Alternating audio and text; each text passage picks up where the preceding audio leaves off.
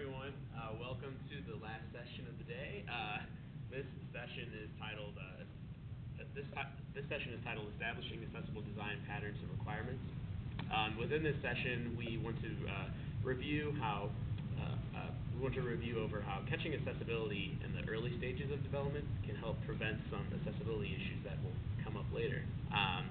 So I wanted to do a couple quick introductions of myself and my co-presenter, and then we'll go ahead and go on with the session. So my name is Matt Vitale. I am a media accessibility specialist at W.W. Norton & Company. I first got into accessibility, actually. I worked in orientation and mobility at the Department of Veterans Affairs, and during that time, working with veterans with low vision and legal blindness, I got introduced to assistive technology, and I was an assistive technology instructor, and through that venue, I got introduced to web accessibility, started working as a web accessibility consultant, and later joined on the team at W.W. Norton. So I'm going to introduce Evan here.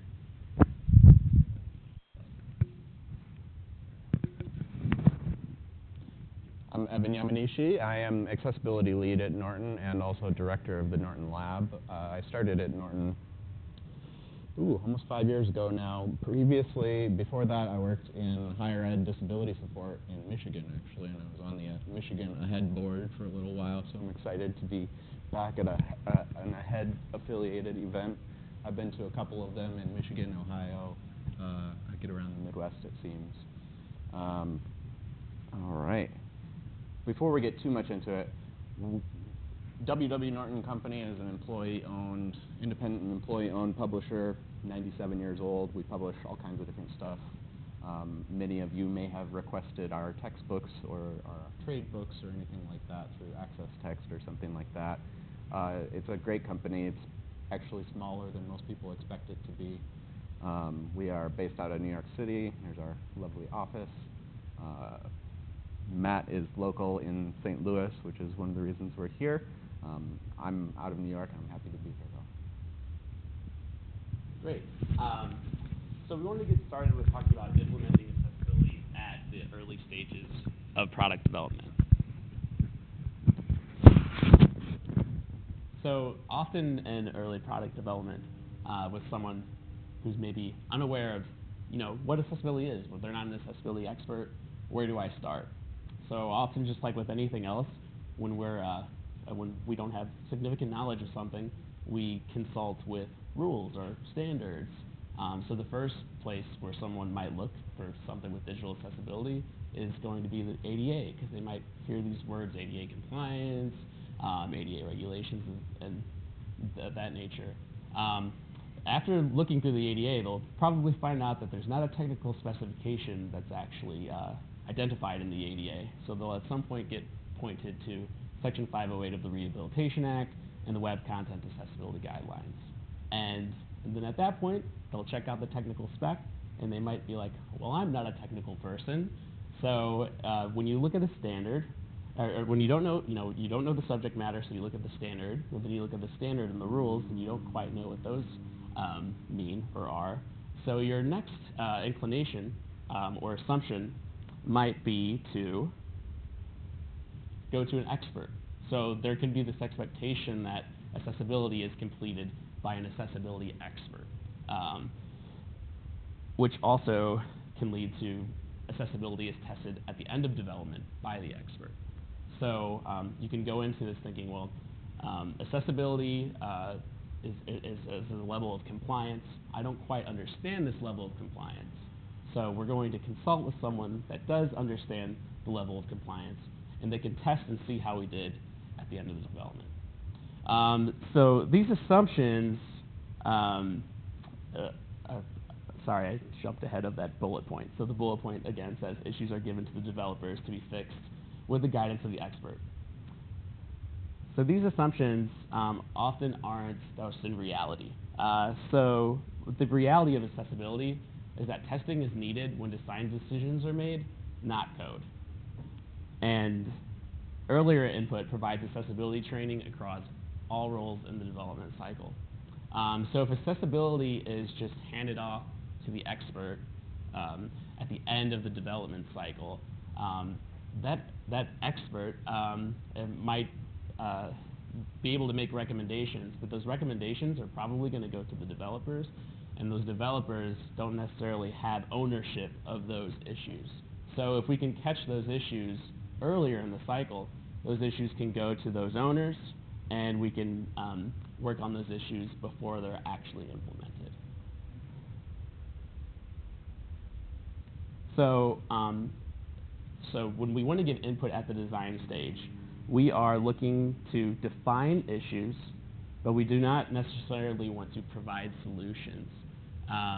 So what I mean by this is, and we'll get into this a little bit more in the upcoming slides, but when reviewing, say, a mock-up, and you identify that a button, for instance, might need a label. We maybe want to identify that the button needs a label, but maybe we don't want to make judgments on what the label should be. Maybe the individuals that are creating that content should make that designation. So within defining the requirements here, so when we're defining requirements at this stage, we're looking to identify defects and requirements to predict and detect these defects at this stage. So at this stage, we're not aiming for perfection. Essentially, anything that we can catch at this stage, the better. So anything that we can catch at this stage will help us develop requirements, again, for the specific roles for when those issues are introduced.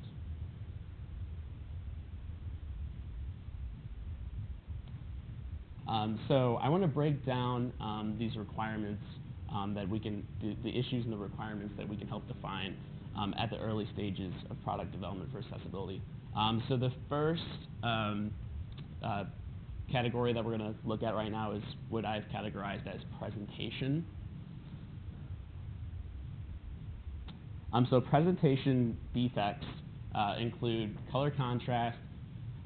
So when we think of color contrast, we often think of text, so foreground, background, but we can also be talking about elements as well. So things like maybe like even like a hamburger menu or something like that. So navigational elements. It doesn't necessarily have to be text. It could be non-text. Non-text contrast is covered within WCAG 2.1. Use of color. So when we're talking about use of color, we're talking about things when color is used as the sole identifier within an element on a page. So maybe there could be instructions that say, click the green button or something like that.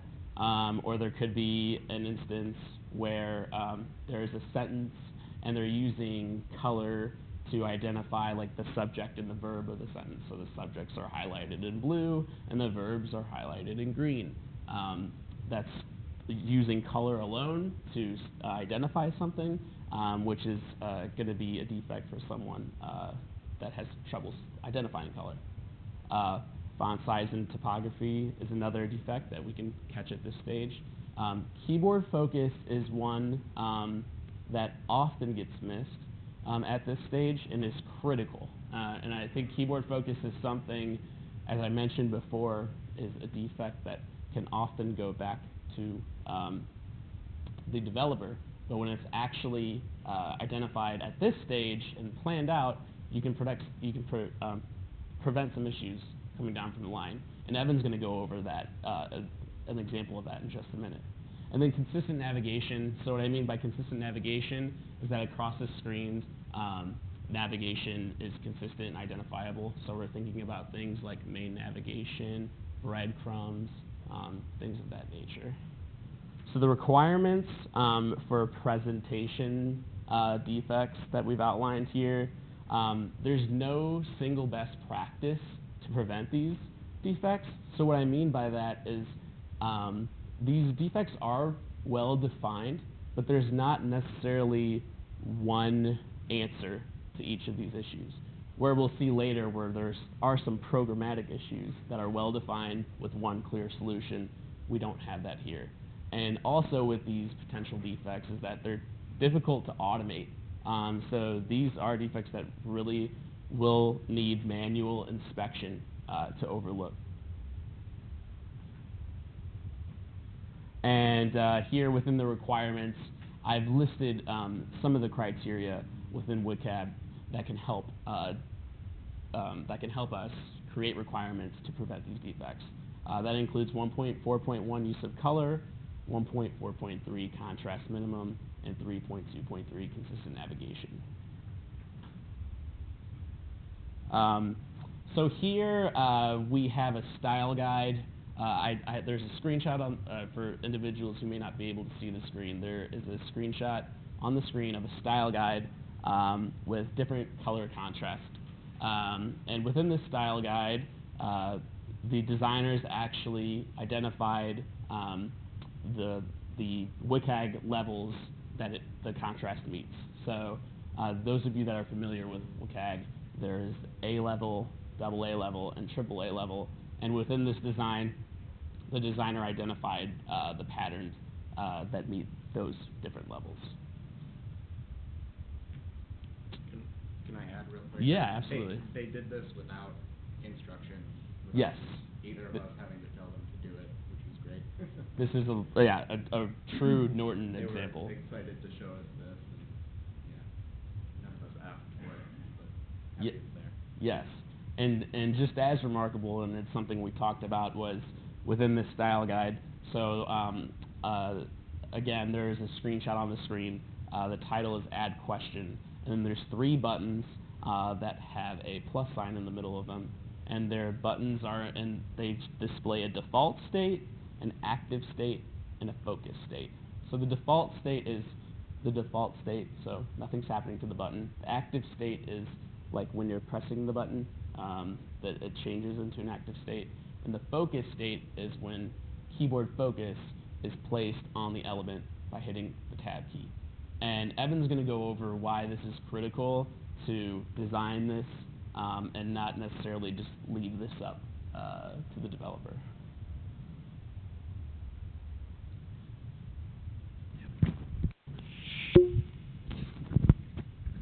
I think one of the critical parts about our approach to this is making sure that Everyone's happy. As an accessibility specialist, a lot of the time we are concerned with WCAG and the requirements and making sure that everything's fully accessible and inclusive, and we ignore the needs of the designer or the needs of the developer or that kind of thing and say, no, you just have to do it this way, it's the requirement. This is an example, a way, I think, to get around that and really win some inroads with your designers, your developers, your product managers, all the various stakeholders in the product, which is really, I mean, this is a key part of any accessibility strategy at a company or a school or anything like that. So if anybody's ever used just a default button, let me blow this up a little bit. We have on the left an unstyled button that I've tabbed to and focused, and it has that familiar blue chrome focus indicator. Here's the same button that's been styled with the same focus indicator, and you can see in the corners here how it doesn't look right. Designers hate this. Designers will destroy this. This is why the *:focus outline none exists in design systems. They just get rid of focus entirely to prevent this because they don't know how to solve it. Designers don't know how to solve it. Developers don't know how to solve it. And if we want to make this work for everyone, we have to solve it. So here's a solution, for instance, that uses a box shadow to emulate a focus indicator. It gets rid of the focus outline, but adds that box shadow. And this is one of those little things that, for accessibility to really win over everyone, you have to do this kind of thing. I think also just we all know that it's best to have a very obvious focus indicator and something clear, but I also try to encourage them to use something that's close to the standard. And if they see this, they're not going to want to do it. If they see this, they'll say, oh, okay, I can live with that. All right, we got it. I'm going to hand it back to Matt now.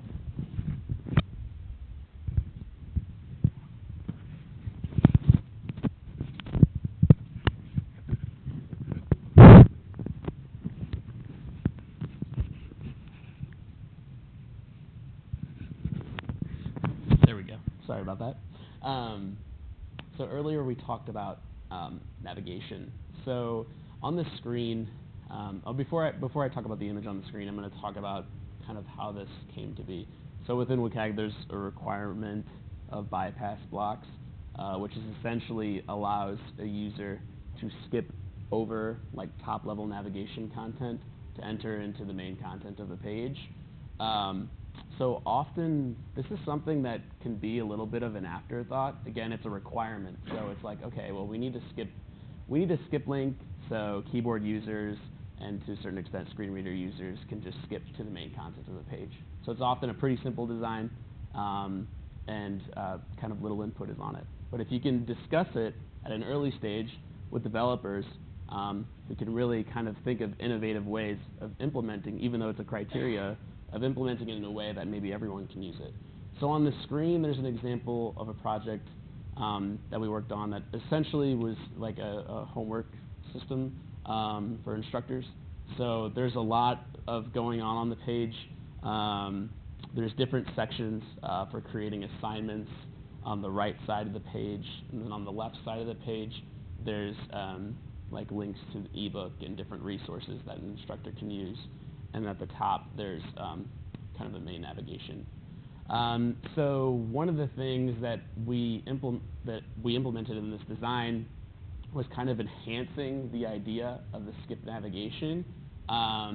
So the idea behind this was because there was a lot going on this page, a user might be able to want to skip to different parts of the page, not just the main part of the page. And we thought that this would also be useful to everyone for a way to navigate. So instead of just having, so when you put as a visual user, if you put in your testing for like a skip navigation link, so normally you'll put your pointer in the browser and then you'll press enter, and the first thing that comes up should be this skip to main content link.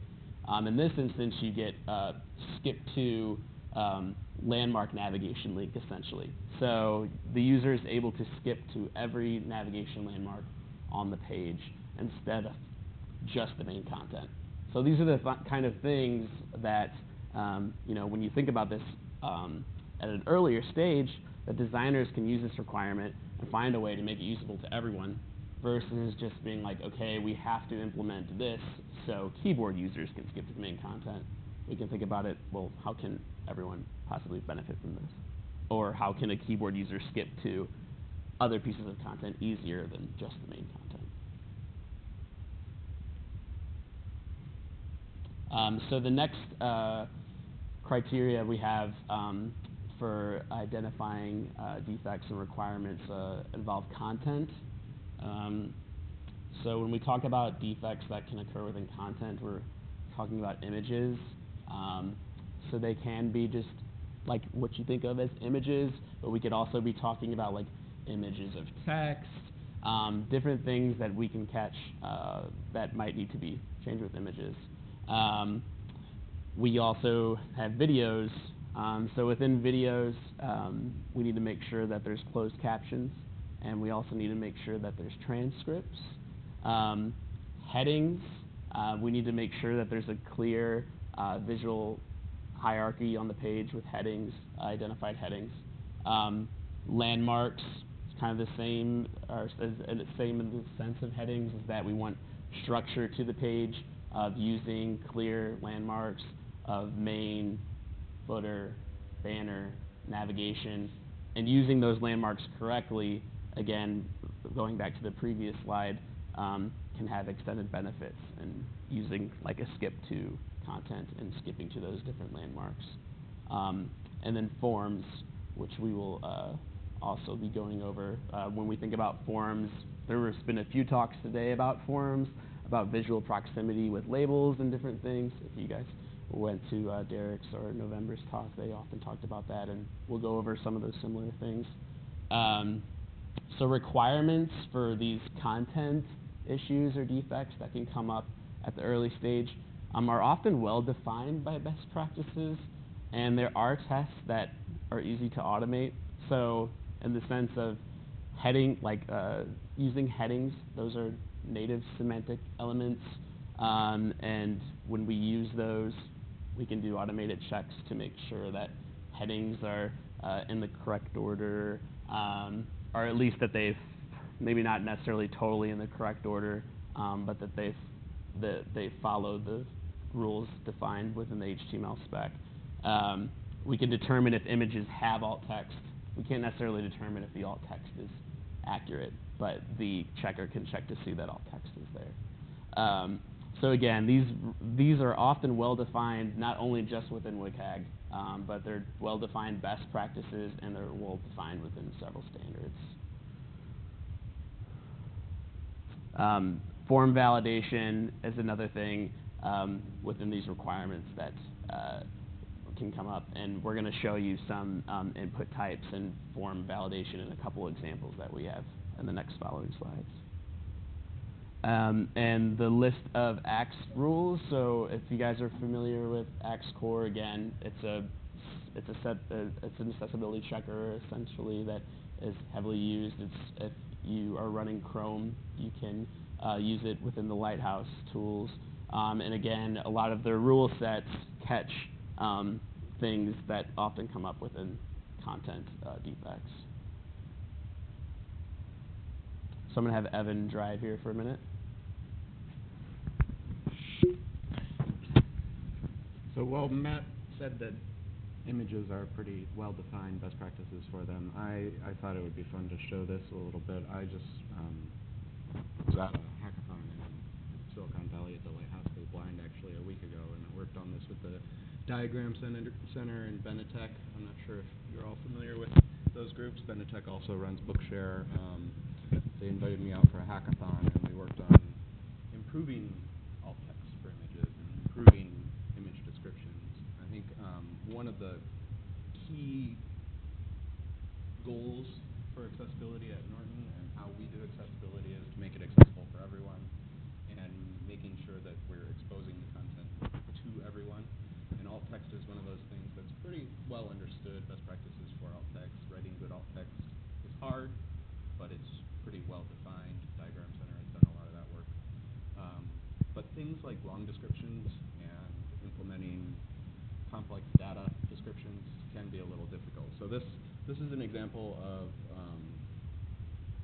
a tool that I created with the Diagram Center to expose alt text and enhanced descriptions, long descriptions to everyone in an accessible way because they're useful for everyone. This is something that actually came out of, lots of people ask for this for a lot of different reasons. I've cataloged a few of them. Some of them include just needing to be able to review it. So at Norton, our copy editors need to be able to review this in context, and it's difficult. You can't ask everyone to inspect the code and then go find the right element and read the text. It's difficult. So if we have something that's usable for everyone, it's a big win.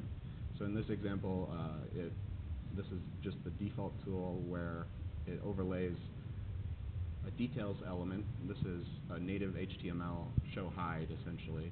If you've ever used an ARIA expanded equals true equals false, and you toggle that with JavaScript or anything like that, this is the native HTML element for that. So you won't need to do that, and there's no JavaScript required to expand this or hide it.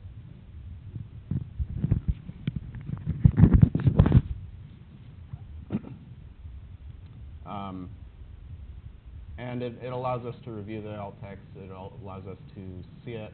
But I think there's a ton of examples here of like how you can set it so it's auto-expanded by default. We implemented some cool things in here for animation and motion for moving it back to the location so that there's a clear indicator of relationship. That's an important thing for accessibility. But on the same note, motion's not good for everyone, so it does have the CSS reduced motion selector. So if a user has chosen on their operating system reduced motion, they won't get any animation here. They won't see any of this stuff. It'll just suddenly appear and then disappear in those different locations. But importantly, if you've ever tried to do alt text for things like bar graphs like this, oftentimes the recommendation is putting it in a table like this. But that's kind of onerous visually for designers. Where do you put it? How do you make it accessible to everyone, because it seems like it'd be useful for more than just screen reader users. And this solves that problem for us. This is something that we've already built into our ebooks and some of our tools, but some of the affordances here for like keyboard navigation and things like that, so I can move the thing with my keyboard, the overlay, close it with my keyboard, fully accessible.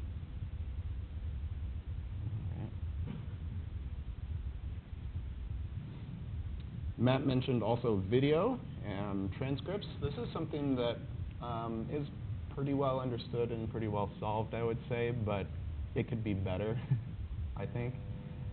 Some of you may have seen this type of thing before where there's a video. I don't know if audio's on. We don't need the audio, or probably even want it here right now. This is something that was built into one of our ebooks, you may ask yourself, 5th edition, where the transcript... I guess it is playing.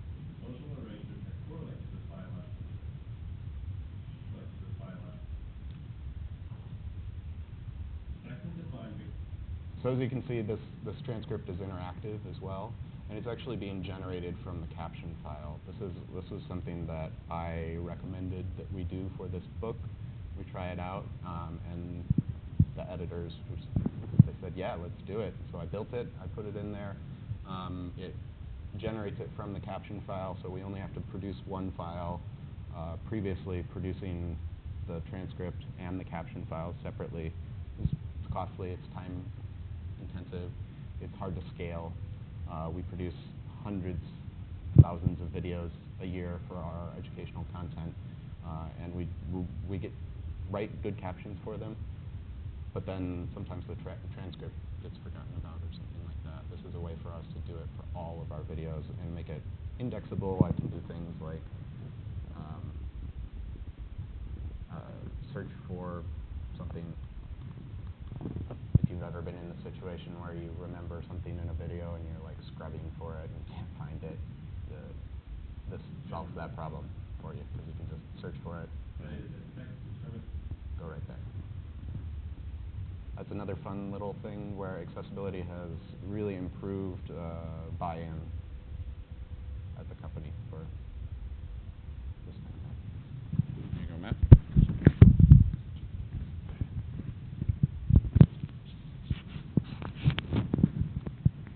Okay, so on the screen, there is some HTML5 input types. So the reason why I wanted to show these is because when we talked about content, we talked about forms and how we can prevent issues in forms.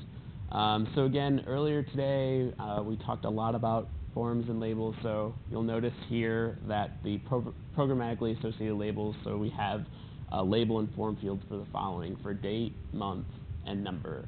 The labels are positioned above the form field in close visual proximity of the form field.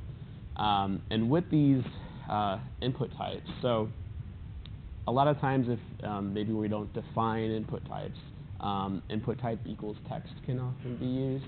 So it's essentially just an input type that accepts text, and then we maybe have to like create a pattern for that field in order for the content to fill that form correctly. But if we use HTML native input types, that pattern, a lot of the pattern work is done for us, as well as the validation. So I wanted to show a couple examples. So here we have the date. If I tab into the date, I place visual focus on the month, and essentially there's a label within the form field or a placeholder with month/day/year. And I can arrow through all three fields, and I can arrow up and down to pick the month, date, and year. Also, so for mouse users, the browser will also render a calendar picker. It's going to look different in every browser, depending on the browser you're using.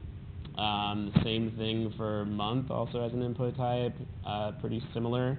And then number, so again, with number, when I tab into the number field, I actually if I increase my arrow keys or decrease my arrow keys, because I don't have a value set on this, I can set a number. It won't allow me to. Oh, there we go. It won't allow me to. So right now I'm trying to type in letters. It won't allow me to because again the native pattern for input type equals number is to only accept numbers. And the reason, again, why input types are also useful is so where you guys maybe have noticed this is when you're on your iPhone and you're entering a form, and maybe the form field is to enter your phone number, and you click on the form field, and you notice that your number pad comes up. So that's all by design. So when you use an input type equals number, your keypad, if you're using a mobile device, will display the numpad instead of the letters. Yeah. One of the keys here is that when creating our design patterns and working with our designers, they need a really, really good reason not to use the native HTML elements, because they create a lot of affordances here. These are affordances that if you've ever tried to rebuild this sort of thing in JavaScript, if you've tried to build this in JavaScript, it's tough. You're going to get something wrong. You're going to have to use a lot of ARIA. It's going to be very brittle, and it's probably not going to be mobile responsive. There are a lot of reasons to use the native elements. I mean, same thing with number here. Matt mentioned the keyboard on your phone displaying that, but it works similarly for a lot of different things. If we had an email one, it does automatic form validation and will tell you that it's not valid in CSS, so you can select for it whether or not it's valid. There are tons of affordances that native HTML give you that if you try to rebuild these with ARIA, with JavaScript, with other things, it's going to be, you're going to have a hard time. You're going to have a hard time if you try to rebuild these things. And our designers know this, and they know like when it's okay for them to maybe use something really, really custom. But we want to make sure that they do that with as informed as they can.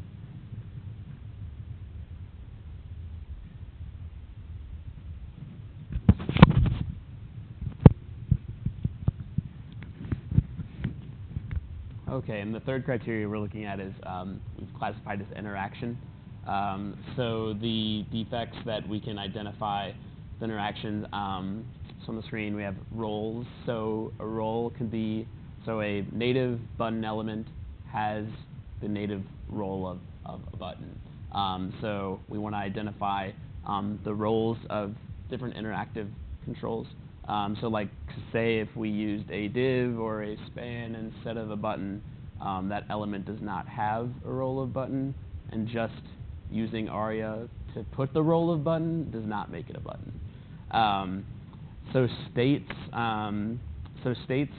native elements, so like a checkbox will have a checked state and an unchecked state. So again, that's what we're talking about with states. Properties are more, so if you guys are familiar with, they're like ARIA described by. So ARIA described by is used to programmatically associate maybe like a label with an element or something. So that's what a property is. Notification can display in terms of like a modal dialog. So these are the kinds of things that we're looking for with that. And dynamic updates are things that occur on the screen without page load, which definitely has specific accessibility requirements that need to be fulfilled in order for those to be accessible to all users. Those are much more common nowadays with single-page applications, React, Angular. So when defining requirements for these interaction defects, a lot of them have design patterns. So again, specific to native elements that have design patterns. So there's like buttons and checkboxes. And then we can also, we're going to get into ARIA design patterns as well that can be referenced for controls that do not have a native semantic meaning.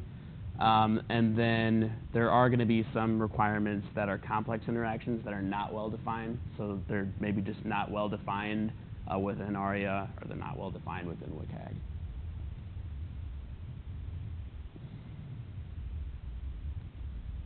So quickly, I'm going to show a few examples of a few interactive elements that accounted for accessibility. So right here is a true or false question on the screen. The question is, anthropology is the study of past peoples and cultures, and then there's a button with true or false. So I'm going to tab to the true button, and then I'm going to press the space bar to activate the true button. So I got a notification in the form of a modal dialog that is letting me know that I did not submit the correct answer. And there are two buttons within this modal dialog.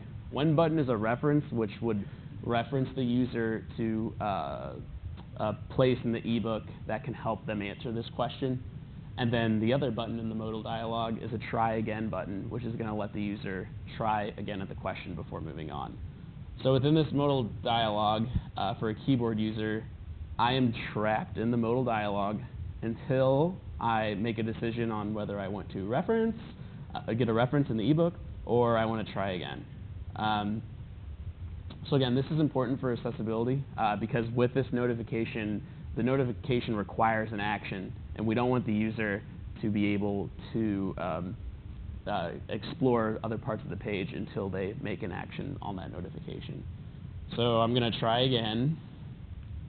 And when I hit try again, my focus moves back to the element that launched the notification. And it changes color to red, and it also has an X to identify that it was incorrect. And it's in a disabled state, so even though focus is on it, I can't submit the button again. So I'll press tab to submit the false button. And I got that correct. I got a notification that I got it correct. And because I'm in review mode right now, I have the reference and try again buttons. When a student is actually using this, they have different options. But again, I'm just going to go to try again to refresh the question. The next example I wanted to show you is an example of a complex interaction. So real quickly, this complex interaction that's on the screen, it's a drag and drop type question. And we know that users that don't have vision, or users that have low vision, or issues with mobility impairments, they cannot operate a mouse, are not going to be able to complete this question. And because this isn't necessarily a well-defined pattern, even though there are examples and references out there, the way we implemented this was for a keyboard user, they can tab to the answer choices, and a drop-down will appear, and they can select their answer from the drop-down. So quickly, I'm going to move on because I want to save time for questions.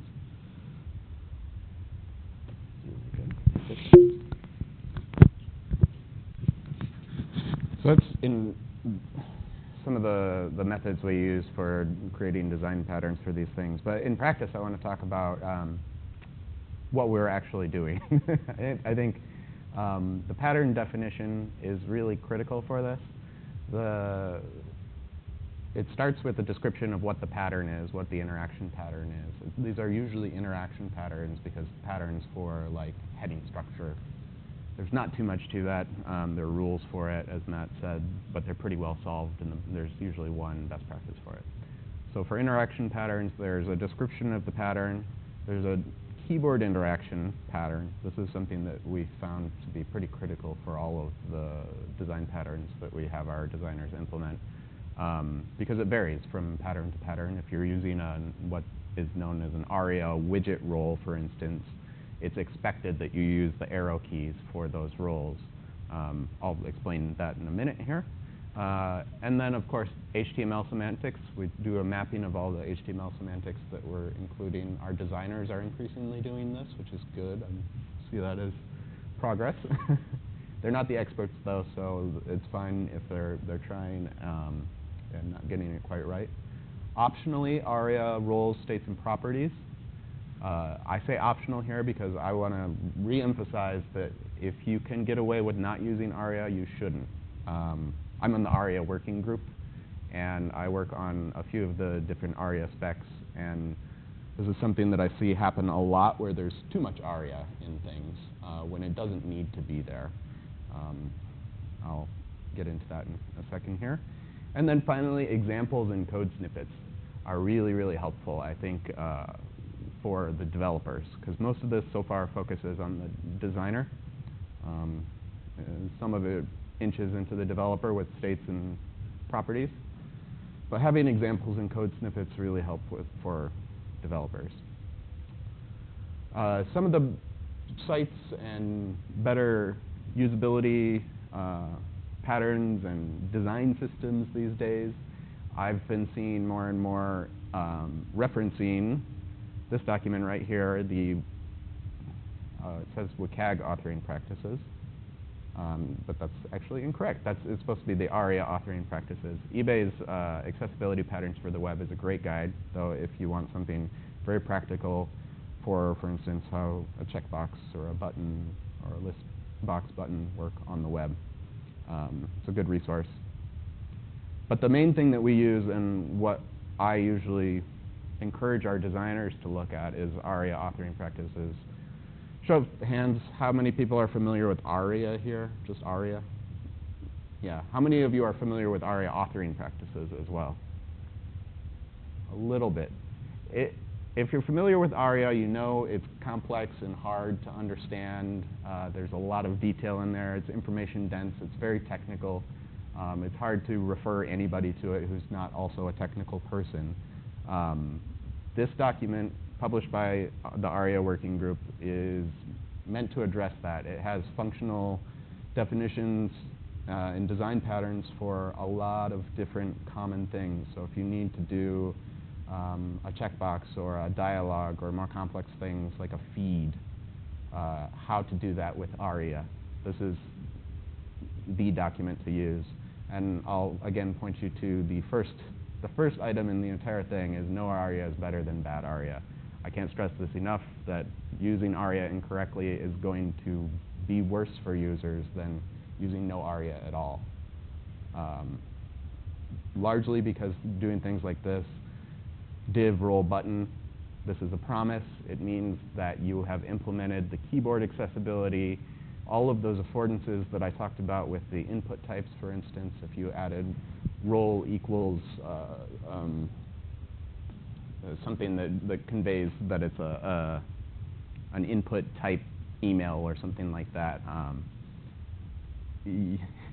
they would think it's going to function that way, and it won't. So I think this is a great place to start, and looking at the design patterns here, for instance, the navigation, the menu bar here has that keyboard interaction, a full description of everything that's required for keyboard interaction for ARIA. It has all of the optional things, like what happens when you press space, what happens when you press enter, what happens when you press down arrow, up arrow. It explains very clearly the landmark regions. This is something that is actually kind of hard to find in the specs. HTML doesn't specifically say what the mapping is of HTML element to landmark roles. You can find this in some articles on the web, but they're not part of the spec. This is part of the spec. Other things in here that are really great, keyboard navigation inside components. I've seen this come up a couple times today, people asking about how you decide when you navigate with arrow keys, for instance. This essentially explains how that works and why you would do it, and what the expectation is for users. This document is largely edited by Matt King from Facebook, who's a blind engineer there. One of the smartest people I know. He really knows what he's doing and knows how to use a screen reader quite well. And a lot of screen reader users actually work on this document. And that is it. Anybody have any questions? Well, we have like 1 or 2 minutes left here.